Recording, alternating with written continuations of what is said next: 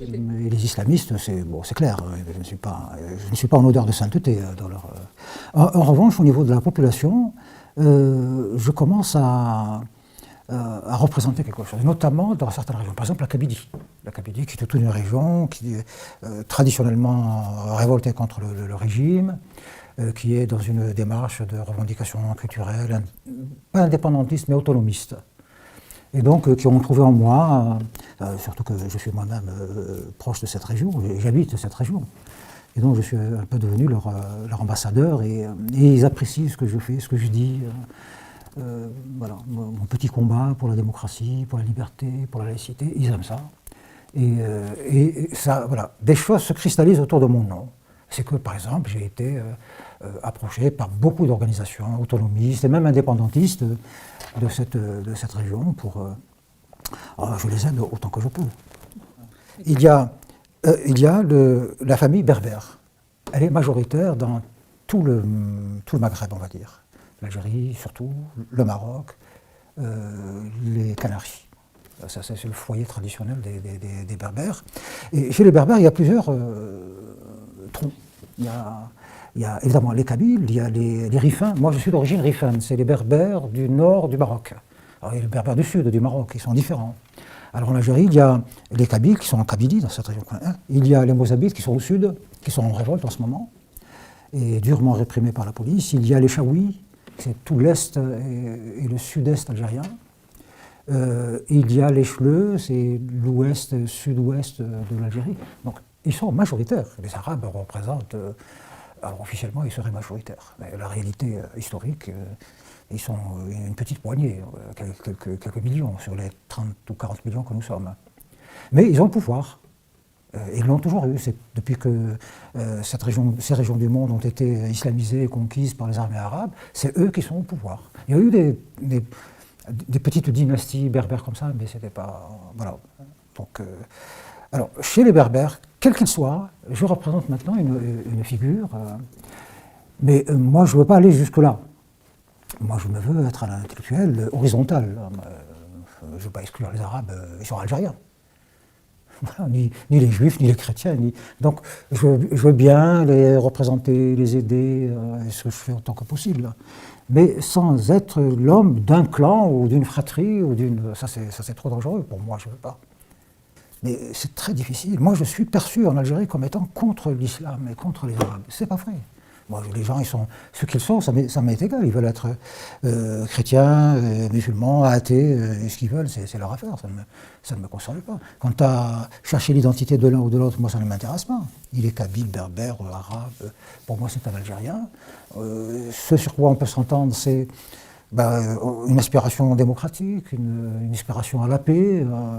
Voilà, des choses simples. Le reste, chacun, il est ce qu'il est. Ça, c'est une des... voilà, c'est un des traits de la réputation qu'on m'a faite. Voilà. Je suis l'homme de la France, sous-entendu la France néocoloniale. Je suis l'homme des Juifs, parce que j'ai écrit le village allemand, parler de la Shoah, ce qui ne se fait pas dans le monde. Je suis allé en Israël, et voilà, et beaucoup de mes copains sont des Juifs. Voilà, les choses se font comme ça.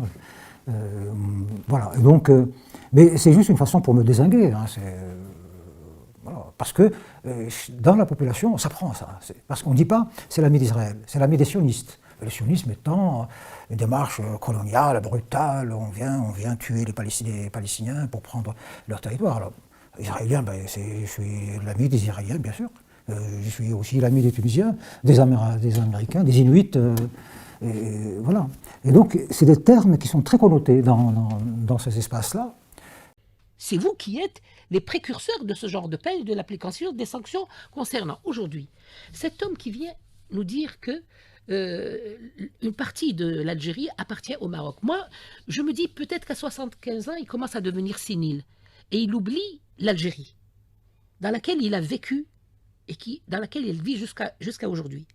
Il a toujours vécu en Algérie, il a toujours écrit des torchons ou des bons livres, je ne sais pas, ça dépend des traces, des catégories de lecteurs.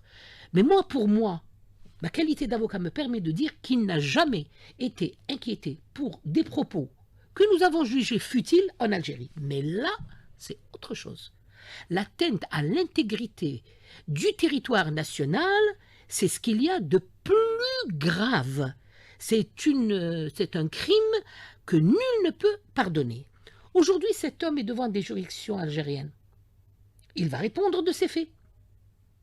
Mais vous voyez encore ici que des avocats, tels que l'avocat de Netanyahou et d'autres avocats de... Comment elle s'appelle, celle qui est partie comment elle s'appelle déjà le médecin qui est parti. Bouraoui. Bouraoui. Alors, je n'ai rien contre Bouraoui, c'est un autre problème. Mais avocat de Netanyahou qui se permet de dire « Je suis l'avocat de Sansal ». Eh bien, viens. Allez, viens. Viens prendre le dossier puisque tu te sens si fort et si capable. Il sait très bien qu'il ne peut pas rentrer en Algérie. C'est un sioniste. Il le sait très bien et tout le monde le sait. Et c'est pour ça que, à partir de la France, il fait la voix de son maître. Mais ici, messieurs, c'est l'Algérie, c'est la loi algérienne. Quiconque touche à l'intégrité physique de ce pays, eh bien, répondra de ses faits devant les tribunaux. Pourquoi un Algérien, quand il se hasarde à faire ça, on laisse passer et on attend la justice. Et pourquoi lui se sent seul? Pourquoi? Lui aussi, c'est un nouveau marié avec la République française par une nationalité de 6 mois. Ça y est, il change de peau. Vous savez, nous avons un proverbe qui est magnifique. Je vais le dire en arabe et je vais le reprendre en français pour ceux qui ne comprennent pas ou qui ne veulent pas comprendre. Celui qui a vécu une nuit dans une mare à grenouilles va commencer à croasser. Eh bien, il a croassé, il a perdu simplement. Aujourd'hui, il doit répondre de ces faits devant la justice algérienne. Renversons les choses. Si un Algérien ou un Français était venu faire ça chez nous, qu'est-ce qui se serait passé? Exactement la même chose. Alors maintenant, laissons la justice faire son travail. On ne sait pas de quoi il est inculpé. Nous attendons. Et quand l'affaire d'ordonnance de renvoi ou l'arrêt de renvoi sera devant le tribunal, on saura, on ira devant les juridictions et on va suivre le procès. Et il n'est pas interdit pour les avocats français de venir même défendre ce français occasionnel, mais qui reste toujours algérien et sous la coupe du droit algérien.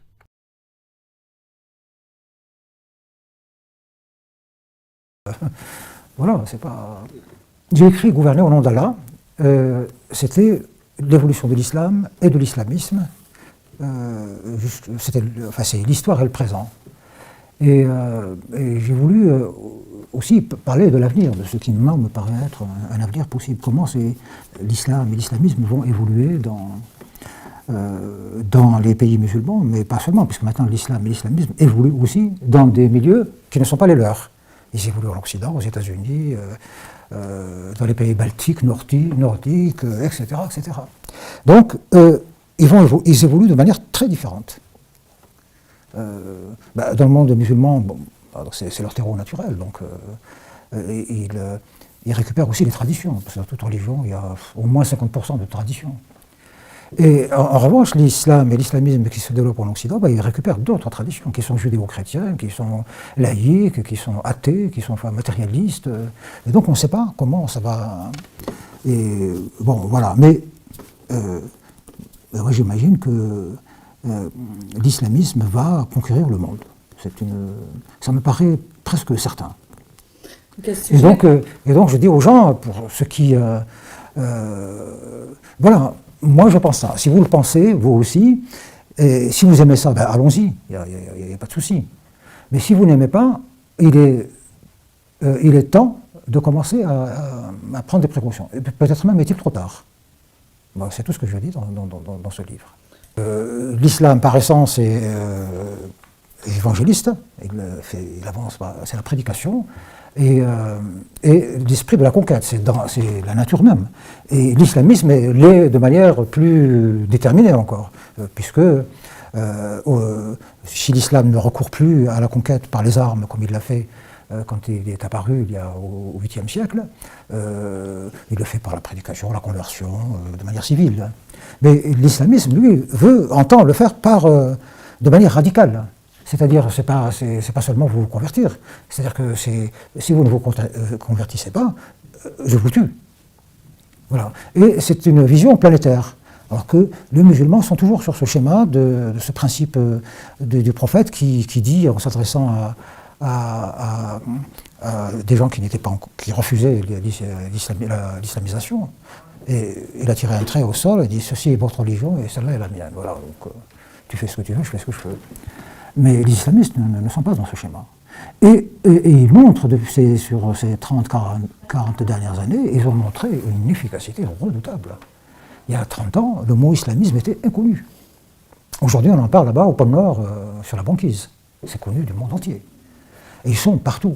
Et ils ont développé des stratégies, des structures. Alors, il ne faut surtout pas penser à Daesh, Boko Haram, ça c'est rien du tout. Ça c'est des feux de paille qui sont appelés à disparaître dans une année, 2 années, 10 années. Ça c'est vraiment c'est comme on dirait entre la pègre des bas-fonds et la pègre en col blanc. La petite pègre a disparu, une opération de police, elle disparaît. Alors que celle en col blanc, c'est elle qui dirige la police. Bon, voilà. Et donc, ils sont appelés à disparaître. Les islamistes sont beaucoup plus construits. C'est l'exemple, les Iraniens, les Turcs, qui construisent. Là, ils ont gagné les élections, mais ils construisent. Ils ont affiné leur idéologie, ils savent ce qu'ils font. Le fait de vouloir rentrer dans l'Europe, ça a une signification. C'est pas seulement pour être dans l'Europe. C'est une signification. C'est pour avoir un pied à l'intérieur. L'Iran, son intention de développer sa connaissance scientifique et tout ça, ça répond aussi ça rentre dans cette stratégie. Donc il y a, et dans les états-majors d'une manière générale, de groupes plus occultes et tout ça, c'est des choses très construites. C'est pas pour rien que le Qatar investit, veut financer le développement des banlieues, que les Saoudiens achètent tous les hôtels, enfin bref, qu'il y a une finance islamique internationale qui, créée à 30 ans, qui maintenant embrasse des centaines de milliards d'euros par jour. Ils ont des banques partout. C'est pas pour rien que maintenant, il y a 36 000 chaînes de télévision qui enseignent la religion, style les évangélistes, mais aussi dans l'information comme Al Jazeera et tout ça. Des journaux écrits, des instituts islamiques partout dans le monde, des superbes mosquées partout, etc. Et pourquoi? Ils visent aussi les têtes d'affiche comme les footballeurs, les grands machins, etc., les grands acteurs. Parce que ça a un effet d'entraînement très important. Le basculement, c'est quand nous avons vu arriver l'islamisme chez nous, en Algérie, dans les années, on va dire, 70, voilà, à peu près. Dans les années 70, l'Algérie était un pays communiste, socialiste, athée, laïque. L'islam avait quasiment disparu. Il était là-bas, vraiment au fond, c'était seulement des résidus de tradition. On faisait le ramadan comme ça, on faisait des trucs. Bon. Et puis on a vu arriver des choses, des gens qui prêchaient par-ci, par-là. Et à l'époque, ça nous faisait sourire tous. On disait, là, nous, à leur âge, on était hippies, c'est normal, la jeunesse se révolte contre. Et surtout que l'expérience socialiste et communiste n'a résolu aucun problème, comme chez les soviétiques. Le chômage est toujours là, la misère, pas de logement, ils ne voyaient pas le résultat. Et ceux qui leur parlaient à l'oreille dans les mosquées, ils commençaient à aller dans les mosquées, ou les aborder dans les marchés, dans les trucs, ils leur disaient, nous, c'est pas seulement des logements et du travail, mais le paradis. On vous garantit tout ça à la fois. Et c'est hyper rapide. Et c'est vrai que quand ils démontrent, alors les gens se réunissent autour d'eux comme ça, dans un coin, ils discutent. C'est vrai que la démonstration est imparable, parce que quand on leur dit, écoutez, c'est pas compliqué, déjà en mettant les femmes à la maison, on va créer 3 millions d'emplois. Et ainsi de suite. Voilà, des trucs, on va chasser les étrangers, on va faire ceci, et puis nous on est des musulmans, on n'a pas besoin de toutes ces choses-là, et donc voilà, on va être heureux. Et ça marchait, ça a pris très vite. Mais moi, je suis un universitaire. Moi, j'ai fait toute la première partie de ma carrière la plus longue. Je suis ingénieur, je suis docteur en économie, j'enseignais à l'école polytechnique, j'enseignais dans un institut de gestion. J'enseignais l'économétrie. Et donc, on a compris qu'il faut s'engager. On ne peut pas rester comme ça sans rien faire. C'est trop dur de voir des choses et de ne pas pouvoir agir, ou de dire, oh, après tout, ça ne me concerne pas. Si je suis prisonnier, c'est prisonnier de mes idées, quoi, pas de quelque chose d'autre. Ouais, je me considère comme libre, assez libre, pour écrire et faire à peu près ce que je veux. Mais enfin, je suis quand même respectueux de l'ordre établi, quoi. Je ne cherche pas aussi à tout casser, quoi.